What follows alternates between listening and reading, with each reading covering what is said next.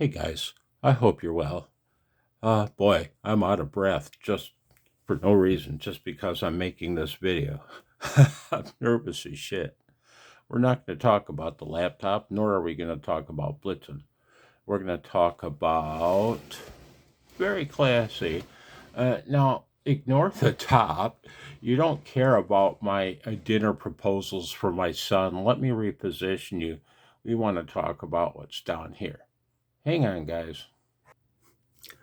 Okay. Um, Superhet and Me. What is it? It's an upcoming video series I'm going to be doing, and I'll be interspersing these episodes with my Heathkit stuff. The, the reason. Calm down, man. I'm not going to say your name. In recent communication via comment section with a fine young man, I was accused of holding out on my Superhet talk, and very true, very true. And I'm being serious now, guys. You may have noticed that I babble a lot. I do a lot of silly stuff. Occasionally, I'll do some tractor stuff. You know, I love doing antenna stuff. Now, I have no issues with making an antenna video because I'm not using any kind of published design. I'm just screwing around. And I guess it comes down to that. I have no reservations about screwing around on camera. That sounds bad, but it's the truth, man. Oh boy. So, this is something I've been wanting to do for a year now, actually. And I've been not afraid to, I've been reluctant to. I've been reluctant to do anything technical, including the restoration work that my bedroom's filled with. you know, um, many reasons why. I've touched on it before. We won't touch on it now. But what I would like to touch on is this series about the talk. That's what we're doing now. Get out of here, fly. I'm in a great mood. I've noticed in past videos when a fly starts harassing me, boy, do I get irritated. That's just, damn, man. Got anger issues about flies or something. So, about the talk, I'd like to talk about Superhet design as it applies to me, a CW loving ham radio operator. The same is applied to single sideband transceivers, with only a couple technical differences, and we can talk about that when we get to that point. So, why did I start getting interested in Superhet design? Well, it's not just Superhet design that I'm interested in, guys. I started out building a nice, a real nice, high performance direct conversion receiver. I'm going to pause right. I got to clear my throat. See, nothing changed. You saw no change. I could have done that without telling you that.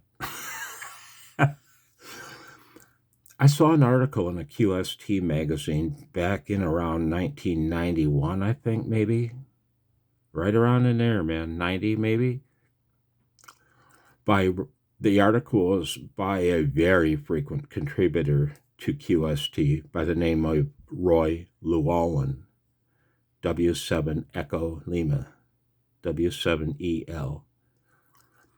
He's the man that wrote the software that you know as EasyNIC, EasyNIC 2. He's a genius. Well, he's also a QRP lover and a backpacking lover, and he produced just a slew of articles for the league back in the day. I saw one that I wanted to build, and I started building it. Okay, guys? I started building it. I'll give you something else to look at. You can look at Baby Boy.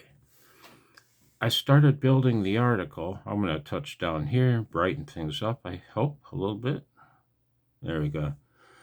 I started laying out the PC board using a blank piece of PC board, a fine hairbrush, and fingernail polish. And then I went on field day, my very first field day, up in the woods of northern Michigan. And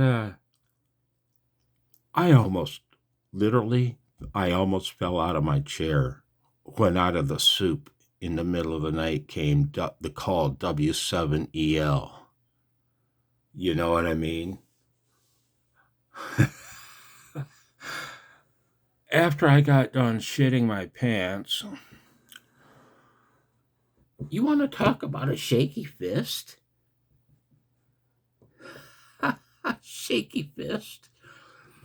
I worked, man. When I got home, I filled out a QSL card for him, and I hoped to God he'd send me one back. And I included a little note with a quick paragraph that I was in the process of building his rig. A couple weeks went by and I got his QSL card back, guys. And he wrote me a nice long letter, you know what I mean? Talking about the rig and how asking me if I'd thought of doing various things with his design. And I told him, well, no. And I wrote him back a nice longer letter. And what I learned, guys, he proceeded to take me by the hand and walk me through the finer points of Homebrew Superhet design. But before he did that, he taught me how to take that basic DC design in QST magazine and hop it up just a tad. And different things I might try with the diode ring mixer. I began a journey of learning. Roy Llewellyn never tossed old Blozo a fish. He did not. He taught me how to fish. He taught me how to design my Superhet radio of my dreams. And that's what I want to do here. That's what I want to do here. I want to talk about things I've learned, you know. One can't be blamed for that. I have no one to talk to here. Not a soul in my life understands me, other than my brother Art up to a point. No, he does understand me. He does. He's the only one I know in my life. He's a radar technician from the military. Okay, I gotta move on. I gotta try to shut up. Here are the videos I'm going to make right here. I'm going to combine the first two lines. My design goals. What do I want out of the radio? This particular transceiver that I'm about to design, or, that I did design. What did I want out of it? Before I even go into it, what do I want out of it? I'm an ex-programmer. I never programmed for a living, but I was in a computer science program at the University of Michigan, and I learned to program in 3 different languages back in the day. I'm not even going to tell you what they were. You take a guess. I'm not going to date myself like that. Not publicly. Well, I became a firm believer in a block diagram, and that's what I'm going to present to you in the first video. What did I want out of the radio? And that's only going to take me a minute. That's a text file. About a third of a sheet long, just a list of what did I want to accomplish. Then we'll look at the block diagram of my Superhet transceiver. I'll walk you through a block diagram. This part will take me 5 minutes to go through with you. This part will take me 20 minutes to go through with you, probably. Okay? It's not overly complicated, but when we go through it, I want to explain what the interaction of the different blocks do. I'm not going to just show that to you and tell you this is it. This is it. Yeah. Hopefully. And I'm going to try to make this all in non-technical terms. If I have to use a technical term, I'll explain it to you, what it means, briefly. Okay, the next video will be a schematic diagram walkthrough. and that'll be that'll probably be a half-hour video. I want to tell you what I did, show you what I did, and tell you why I did it. The next video will be PCB layout for transceivers, the morphology. Why did I place what I did where I did? It's critical. It's very critical. And then I'll show you the PCB printed circuit board that I've designed for the transceiver. We'll look at both layers, the top layer and bottom layer. I can talk about ground plane philosophy. Okay, so that's it. That's what I wanted to talk to you guys about. And what is Superhet? Hang on. You know it's coming. I show you. Okay, guys, that's a Superhet transceiver block diagram. What do you have? Antenna connected to mixer, VFO connected to mixer, output of mixer, and intermediate frequency signal. Apply this. This frequency is the difference. It's the sum and the difference of these two frequencies, to oversimplify things, plus a whole bunch of garbage.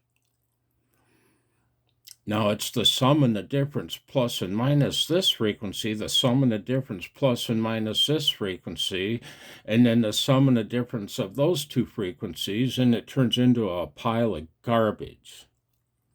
And that's why I haven't shown it here, but that's why you have an IF filter, to hopefully let through only the signal of interest and stop the garbage. Okay? You might have a 40-meter signal coming in at 7 megahertz. You might have a VFO running at 9 megahertz and an IF frequency of 16 megahertz. Now then, you have another mixer. This one is a product detector. The only reason you call it that is because its output is audio. Here's another VFO that you don't get to control, not on modern radios. On old ones you do. You apply that to the mixer. The difference between this frequency and this frequency is an audio frequency. Apply that to an amp, apply that to a speaker, and there you go. That's Superheterodyne. And you can have more than one stage of conversion. You can have a second mixer with a second. I'm not even going to get into that. I wish I didn't say that. There, I'm on the other side of you now. Did the audio change channels? Does this record in mono? Is everyone's video in mono? What's the difference between a Superhet transceiver and a direct conversion receiver? Hang on, gotta look at the camera. There's a direct conversion receiver, where the IF frequency is an audio frequency. It's that audio. Okay? What are the advantages of a direct conversion receiver over a Superhet? Well, the more mixers you have, the more garbage you have generated. It's unavoidable. It's a fact of life. It's a fact of physics.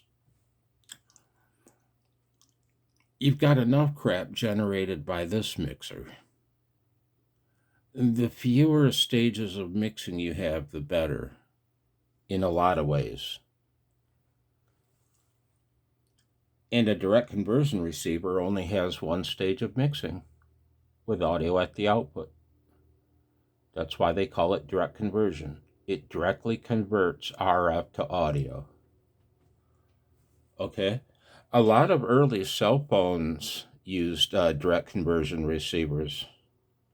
They may still be used in some cell phone technologies today. I'm not sure about that. But direct conversion receivers are not to be laughed at. And lastly, this was just a very quick oversimplification of what superheterodyne means. What are the advantages? Many, many. Single signal reception being the main one.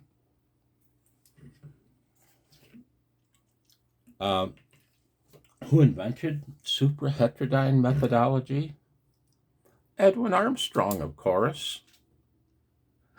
Except it was really invented by a French radio genius by the name of Lucien Levy.